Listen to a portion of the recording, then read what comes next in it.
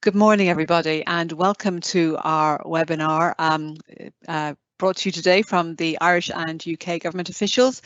We're going to focus on exporting agri-food from Ireland to GB and the requirements that will come into place from the 1st of October 2021. So we'll be focusing on that today. If we could have the next slide, please, Kathleen.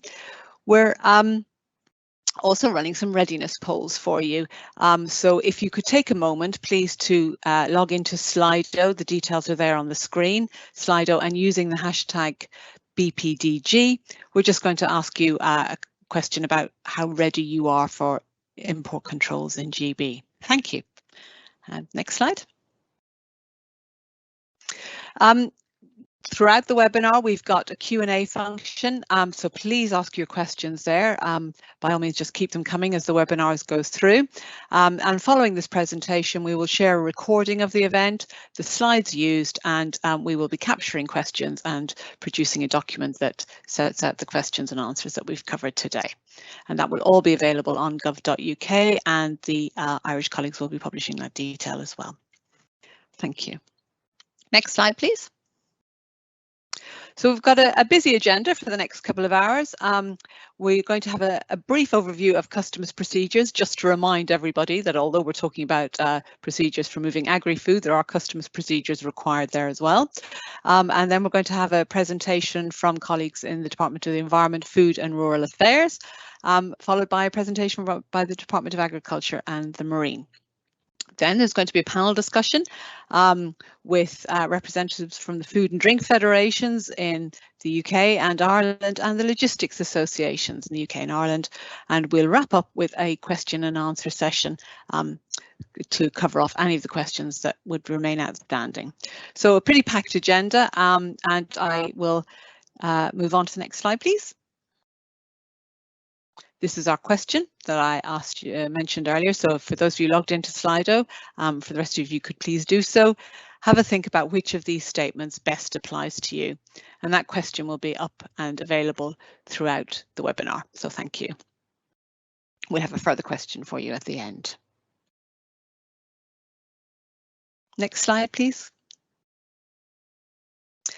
This slide is just a handy tool to help you to understand when and the requirements are changing in GB, so something for you to keep just as a quick checklist, but my colleagues from the Irish and UK governments will cover the detail for you now, and that's probably enough from me. So I am delighted, I think, to hand over to Lynsay from HMRC. If we could have the next slide, please, Kathleen. Sorry, and moving on to Lynsay, thank you. Good morning, Margaret. Thanks, Lynsay. And a very good morning to you all. As Margaret mentioned, my name is Lynsay Neil and I work in stakeholder engagement as part of Customs and Border Design in HMRC. And as Margaret mentioned, this morning I'm going to walk you through a quick update on customs procedures. So just to recap, border controls are now in place with the Free Trade Agreement and the UK is now a separate customs territory. This means that the Common Transit Convention, or CTC, requirements apply. And new border controls for imports coming from the EU are being introduced in stages. This started on the 1st of January 2021. Now this means that you must make customs import declarations for any goods that you've brought into GB from the EU since the 1st of January. And if your goods are non-controlled, there are two ways that you can do this. You can either make a full declaration at the time that the goods arrive into Great Britain, or you can delay your declarations for up to 175 days by making a declaration in your records and submitting information to HMRC using a supplementary declaration. So if you're bringing non-controlled goods into Great Britain from the EU, you can make a declaration into your commercial records, which is known as Entry into Declarants Records, or EIDR, and delay sending HMRC the full information about your goods by up to 175 days from the date of import. This information is then used to make your supplementary declaration. The supplementary declaration provides customs with more information about your imported goods. They can then work out the VAT and customs duty that you'll need to pay. you or someone dealing with customs for you must be authorised by HMRC to use the simplified customs import declaration processes before you can submit your supplementary declaration. And looking ahead to the 1st of January 2022, we'll arrive at the end of staged controls process for customs, and HMRC will ask importers or their agent to be approved to use simplified procedures such as EIDR.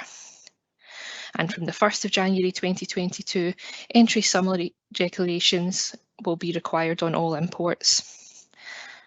And HMRC will be working with stakeholders over the coming months to support them with further details on what they need to do to prepare for the introduction of full customs declarations from the 1st of January 2022.